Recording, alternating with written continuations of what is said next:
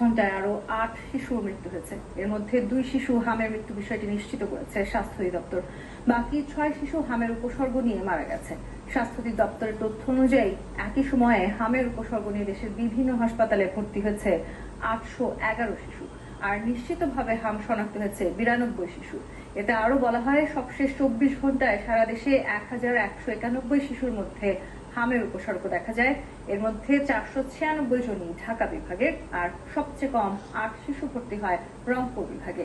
স্বাস্থ্য অধিদপ্তরের প্রতিবেদনে আরো জানানো হয়, এক মাসে হাম ও উপসর্গ নিয়ে ২ শতাধিক শিশু প্রাণ গেছে।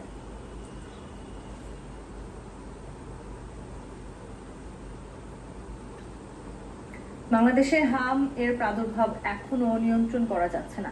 একসময় টিকাদানের মাধ্যমে অনেকটাই নিয়ন্ত্রণে আসায় সংক্রামক রোগ নতুন করে ফিরে আসছে, যা জনস্বাস্থ্য ব্যবস্থার জন্য বড় সতর্কবার্তা বলছেন চিকিৎসকেরা।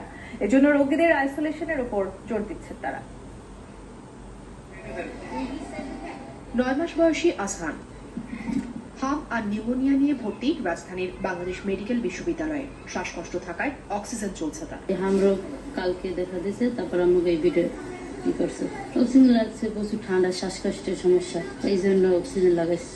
হাম আক্রান্ত আহসানের মতো শিশুদের নিয়ে রাজধানীর হাসপাতালগুলোতে অভিভাবকদের ভিড়। রোগীদের চাপ বাড়ায় শিশু ওয়ার্ডে জায়গা সংকুলান না হওয়ায় হামের জন্য বিশেষ ওয়ার্ড খোলা হয়েছে বাংলাদেশ মেডিকেল বিশ্ববিদ্যালয়ে। হামের রোগীদের জন্য আলাদা আইসোলেশন ওয়ার্ড ও ডেডিকেটেড কর্নারে চিকিৎসা চলছে। পেটে দিয়ে একটু লালচে লালচে হয়েছিল, তারপরে থেকে পা দিয়ে মুখ দিয়ে উঠেছে, এরপরে গত কালকে এখানে নিয়ে আসছি।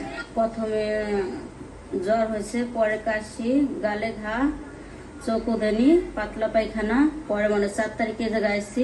স্বাস্থ্য অধিদপ্তরের তথ্য বলছে, এ পর্যন্ত নিশ্চিত হাম রোগে শিশু মৃত্যুর সংখ্যা ৩০ ছাড়িয়েছে, আর সন্দেহজনক হাম রোগে মারা গেছে ১৫০র বেশি শিশু।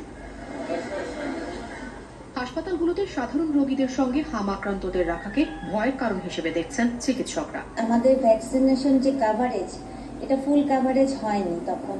এখানে কিছুটা ঘাটতি ছিল। এটা খুবই কন্টাজিয়াস।